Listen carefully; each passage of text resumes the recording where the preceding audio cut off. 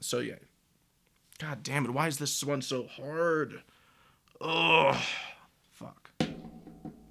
Welcome to the channel, y'all. I go by Sandman Jones, and this is, I think, our first rant video. Yeah, this is probably going to be a rant, because there's a thing that happened, and I'm mad about it. Specifically, I'm mad about how it is being covered, because I feel like the way it's being covered, everyone is, or not everyone, but there is a very large point that is being missed within all of this relating to author agency. So, short version, with what happened with the Amanda Gorman translation controversy for her poem The Hill We Climb, which has been hugely influential. Twitter got all riled up, and they took away her author agency. Yes, social media took away the author's agency, and they did it because of racism, or what they thought was racism, and it was a whole fucking thing. So I'm just gonna get started. Gonna rewind and actually tell y'all what's going on a little bit in case you were unaware. I'll put timestamps below, so if you already know all this, just skip ahead to where I get back to my rant. So the problem, let me just tell y'all, if you do not know who Amanda Gorman is, or about her poem The Hill We Climb, then what are you doing? Where'd you get that rock you've been living under? How much did it cost? Are they renting those rocks or not? I'm just curious. But anyways, so The Hill We Climb is the poem she performed at the inauguration in 2020. This was, she is the youngest inaugural poet in United States history. She is a huge activist. I'm going to drop a bunch of links below, but if you haven't seen the poem, watch it here. If you don't know that much about her and you want to watch an interview, she has this awesome one with Trevor Noah of The Daily Show. Also going to link that here. And then lastly, if you are unfamiliar with her activist work and all of that, she has an amazing TED Talk from a couple years ago, also linking that here. So, yes, she is an awesome poet. We are not going to go on about how she is an awesome poet, because I don't even know that much about poetry. I can't be the one to break it down. There's better people to do that. I am here to rant, though. So, yes, forgetting what I'm fucking talking about, because I am ranting. Okay. So, her poem, The Hill We Climb, is very, very influential. All around the world, people are talking about it. Now, it is getting translated for publication in many, many different countries. And this is where the problem comes in. So, just a quick thing. In this story, if someone I feel is just not worthy of respect in their lens and how they handled themselves in this situation, I am not going to give their name. I am just going to say what their job was, or their role in this. So in this case, a journalist riled up Twitter and other social media about the fact that when it comes to translating The Hill We Climb in these other languages, some of the translators were white. I know. People got really, really upset. And, let me just start by saying I can understand why someone would be upset. I mean, there's generations of injustice upon injustice, and, I can definitely see why someone would just not want someone with that history anywhere near this work. However, the first lesson most of us should have learned about race and otherism is do not judge someone's capability based on who they are, based on the social identity, like the color of their skin. Don't assume that just because someone has this skin color, they can or can't do this thing. Now, like I'm saying, there is all of that generational trauma and hate and bullshit and stuff. Racism, that. So I can understand why some people would feel like, no, don't let someone near this who might bring racism into it. However, what all of them missed is that Amanda Gorman chose some of these translators, and they removed her choice because they assumed they knew better than her. I'm going to link an LA Times article, really great resource to look at this if you would rather read it, just not hear me blab about it, but I will try to move very quickly. I'm not going to cover all the nuances they get into in this article. And if you just want a really quick rundown of some of the situation from a different YouTube source, it's a pretty small channel, small video. I think it's just a Dutch publication of some sort. But yeah, this one also does a good job of covering it. I'll also link all of these below. But so in a nutshell, what happened is The Hill We Climb, Amanda Gorman's poem, is being translated for publication across the world. It is being published by Penguin Random House, which is a very, very big publisher. And, they are working with many different translators across the world to get this work translated into a different language. Now, there is a history of sometimes when a translator doesn't understand the social context of what they're doing, doesn't do their research, doesn't understand their privilege, and fucks things up. This has happened before. These articles go into some detail about some of these cases. So it kind of comes down to a situation of this can go wrong, but it depends. Now, however, aside from the fact that, yes, we shouldn't just assume based on the color of someone's skin what they can or can't do, because it's always a big maybe, a big what if, a big are they doing their research and really thinking about their position in all of this? Or are they just going to go do whatever the fuck they feel like? That's basically what this comes down to. But anyways, the big problem that everyone ignored in all of this is what the author chose and some of the people that she chose to work with. So there's 2 translators who are white who have stepped down.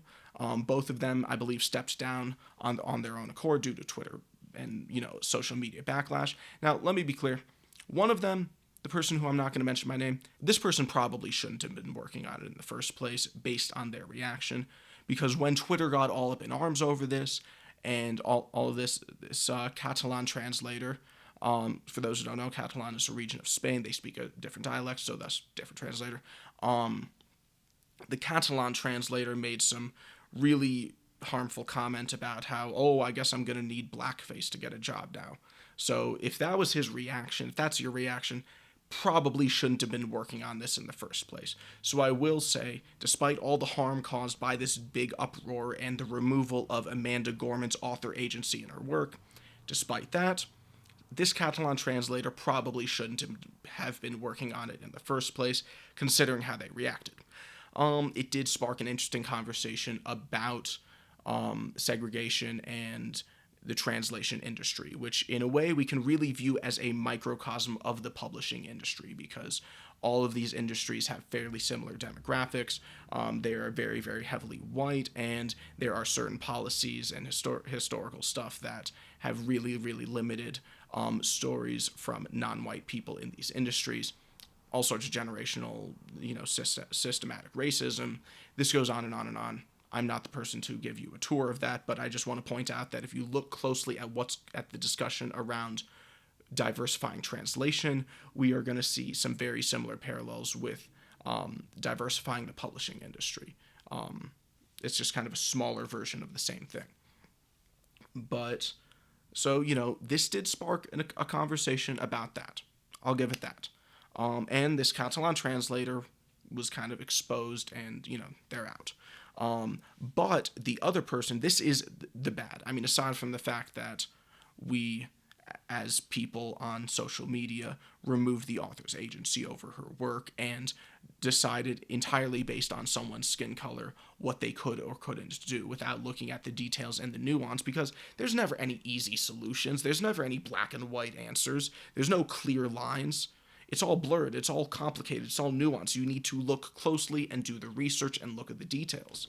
And when you do that to this situation, something becomes very apparent. So here is the bad. The bad is that Marieke Lucas Reinveld, the Dutch translator chosen to translate this work, was chosen by Amanda Gorman. And this person, when you look at the comments they made, I'm not going to go, read through all of it, but you can see it's very clearly understanding the importance and the significance of what they're doing, as well as understanding that, yes, they have a slightly different background, or very different background, and different experiences, but they understand the gravity of what they're doing. They're willing to do the research. They're willing to take all the necessary steps to do right by Amanda Gorman's work. Now, a couple things about Marieke Lucas Reinveld, just to clear things up. I may be mispronouncing their name. I'm very bad with pronunciations. I apologize if I am. Please correct me in the comments below if that's the case. Also, Reinveld is non-binary. I believe, based on my research, their pronouns are they, them, so those are the pronouns you will see me using or hear me using, whatever. So Reinveld was the youngest recipient of the Booker Award. So big deal. But yeah, so Reinveld was chosen by Amanda Gorman. The obvious bad. We can't say white people can do this, black people can do this, based entirely on the color of people's skin. We know this. I'm not here to make this argument, but just we have to point out the fact that we as a people cannot go back to assuming what someone can or can't do based on their skin color, because it is always more complicated and nuanced than that. It is always dependent on who this person is. What can they do? What is their experiences? What are their perspectives? It is never easy, and to assume that we get these easy situations where we can draw clear-cut lines between people and say, these people do this, these people do this, I'm pretty sure that type of thinking is what got us here in the fucking first place. So, I don't know. I'm not going to go on and on about that, but it sets a very dangerous precedent to say, based on skin color, these people can do this, these people can do this, these people can't, these people can. It's a dangerous precedent to set, and we can't go back to doing that. But that part has been talked about. That part's covered. We see a lot of people saying that. So what part am I saying? What's the difference here? The difference is that by doing this journalist who riled up Twitter, and then everyone on Twitter and social media who did all of this to pressure Reinveld into removing themselves from this work when they were personally chosen by Amanda Gorman, is problematic. They removed her author agency. Twitter, social media, people screaming racism removed the agency of one of the most powerfully anti-racist activists in our nation right now. Amanda Gorman is one of the most important activists in our nation right now, and all these motherfuckers on Twitter and social media, as well as this journalist, assumed they knew better than her about how to publish her work. That is my fucking problem. That is why I'm ranting. That is why the volume is spiking on my fucking recording right now.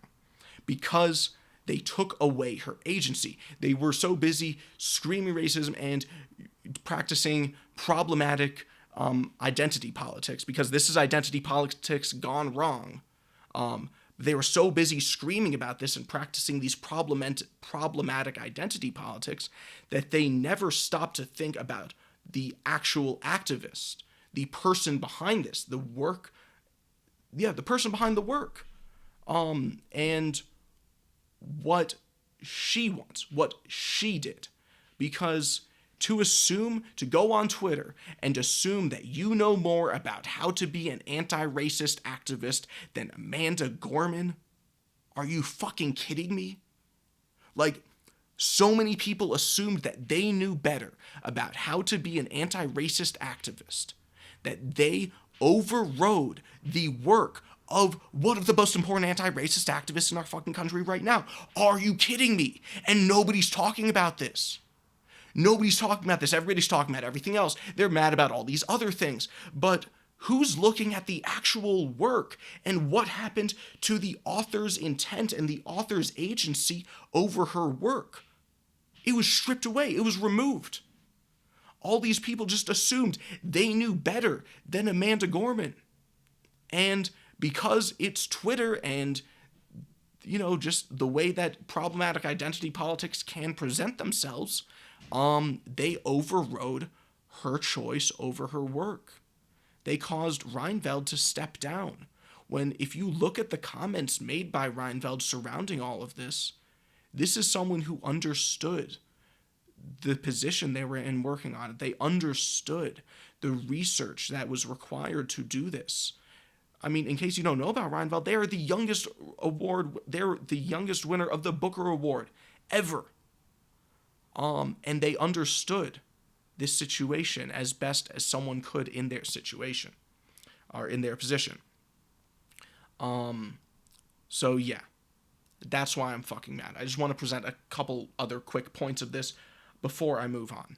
part of the problem with the argument made is that it ignored the reality of the situation. That argument was made, the argument made by the journalist that sparked all of this was made kind of imagining that we live in a perfect world. And in this case, in a perfect world where the translation industry is very, very diverse. Translation industry isn't very, very diverse, y'all. This is part of the problem. But this is what we are working with, As the author, Gorman needs to work with professionals who she knows will do the job. She doesn't always have the luxury of picking someone who looks like her, especially if we're translating English to Dutch. Because the comment made by the journalist that sparked all of this was saying that someone to translate her work should be a spoken word artist, young, female, and unapologetically black. I mean, in a perfect world, yes, we would have someone with those 4 criteria and the 5th criteria of being a professional quality translator who can translate English to Dutch and has availability in their schedule to work with Gorman on this. We don't live in a perfect world where you can get a translator who has all of this criteria, just like that. So the author, Amanda Gorman, looked at the options she was presented with, and she chose who was probably the best pick. Reinveld is an incredible author, and like I said, understood the gravity of this.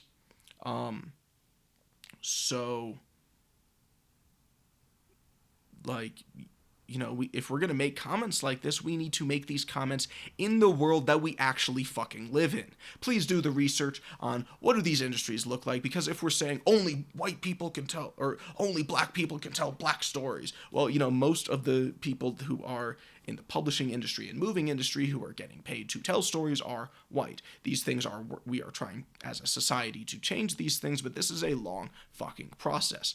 If we start saying this is where the line is, white people can't tell stories that involve black people, white people can't translate work with black people can't do work with white people, if we start doing that, then we just get really fucking segregated stories. We remove all of that, so we can't do that shit.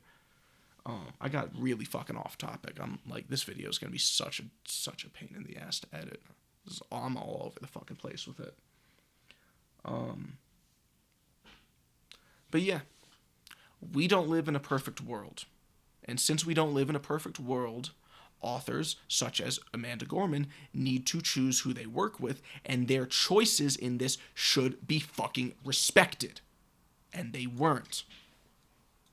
And that's why I'm so mad, in case you didn't fucking notice. So, I just want to bring this all home with what could have been done differently. I mean, aside from all the reactionary motherfuckers on Twitter who think that there's like an easy answer to everything about racism and sexism and otherism, instead of looking at the nuance and complexity, aside from those motherfuckers getting their shit together, I think there's actually a very simple thing that can be done to start remedying situations like these in the future. So, really, really quick, for anyone who doesn't want to hear me blab on about why I'm saying all of this, what needs to be done differently is the publishers need to be part of these conversations, not from a reactionary point of view, but from a proactive standpoint. So let me explain. When we are talking about these conversations, which are specifically, about the diversity of the media in our, cultural zeitgeist. So stories, poems, TV shows, movies, video games, the media and diversity within it. When we are having conversations about this specifically within writing, there's 3 parties that need to be involved, and there's only 2 parties that are involved. So let me quickly explain. The 2 parties that are involved, the readers and the authors. The readers are the most numerous. In this situation, I think the readers, or a small sample of them, were the ones at fault, or some of the ones at fault. Now, the authors are, of course, involved in these conversations, but there's only one author, and there's often many readers. The author can only do so much within this. So if it's just up to the author versus the innumerable readers, then the authors kind of hung out to dry when shit gets fucked up like this. So who needs to be involved? The publishers. 3, count them. 3, the publishers need to start being involved in these conversations. They need to stop waiting until shit blows up and their authors are harmed, and then they come in and say, oh, we're so sorry, and they give a speech that probably has the word synergistically somewhere in there, if we're being real about it. But yeah, that is reactionary work. That is waiting until something has happened, until the problem has occurred, stepping in and saying, we care, when, like, if you fucking cared, then where were you at the beginning? And we see this a lot. Now, really quick side note, if I ever get to the point that I can start even dreaming of being traditionally published, this video is probably going to sink that, because I have things to say about how publishers handle themselves in these situations. Because, you know, if I just put myself in a different context of me publishing my book, which is a fairly diverse story, if I were to go the traditional publishing route, they would hang me out to dry. You know, a situation happens like this, I have to fend for myself out there, against Twitter, against all the social media, against everything. Publishers don't give a shit. Publishers they let this happen. When these situations happen, the publishers are the ones who I think are responsible, because they were not proactive. They did not do any work up front to prevent this situation. They just waited for it to happen, and then they moved in and said, we're sorry. And that's not fucking good enough. If we, as a people, are trying to have more diversity in the media and the stories and the poems and the writing that we ingest as a culture, the publishers need to be part of this fucking conversation. This can't just be authors doing their best against the masses of readers on social media, because then you get situations where one of the most important activists of our time, Amanda Gorman, the youngest inaugural poet in the history of the United States, her agency over her work was overridden by Twitter and social media and a journalist who had nothing to do with this, because the publishers were not involved, the publishers were not proactive, and because of that, all this shit got fucked up. And now when you look out there and you do research on this stuff, nobody is talking about the fact that her choice over her work was overruled.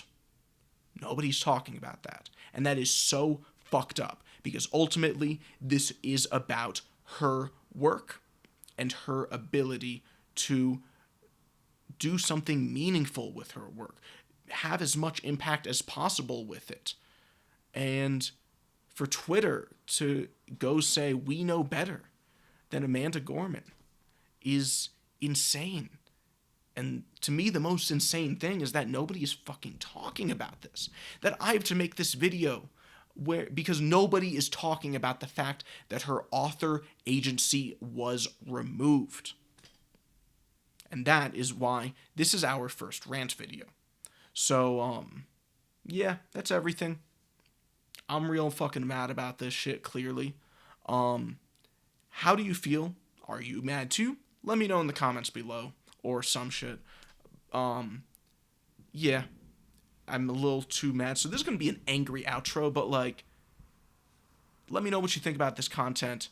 Like and subscribe if you want to support me and shit like this. And yeah, y'all, be fucking angry about this. Be angry that her author agency was removed by people who thought they knew better about how to be an anti-racist activist than her. It is fucking insane, and honestly, I'm fucking done with this shit. I'm done. I'll catch y'all in the next video.